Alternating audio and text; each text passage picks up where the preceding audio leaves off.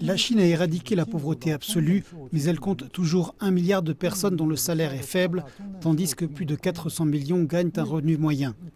Le problème sur lequel je veux me concentrer est de savoir comment agrandir plus efficacement cette proportion pour permettre à plus de gens d'entrer dans le groupe à revenu moyen.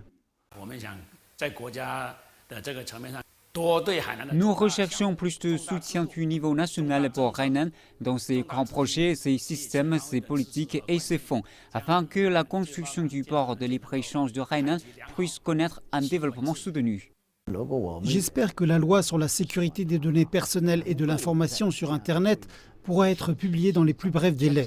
Cela peut établir un équilibre entre la protection de la confidentialité de nos informations personnelles et l'intérêt public. Mon objectif en tant que membre de la CCPPC est de m'assurer que chaque proposition est de qualité et que ma voix est entendue. Cela fera une grande différence pour moi. Nous allons promouvoir la création d'une loi pour lutter contre le changement climatique ou comment rendre les lois pertinentes de neutralité carbone plus efficaces.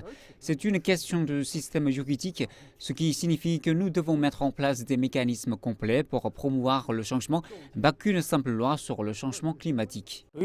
Mon projet pour les 2 sessions de cette année porte sur la vitalisation rurale. Cela signifie la vitalisation de l'industrie, des talents, de l'écologie et de la culture. Je crois que les routes de campagne devraient être réparées et étendues à tous les foyers en milieu rural. Les infrastructures dans les zones rurales devraient aussi être développées davantage afin de contribuer à la vitalisation rurale.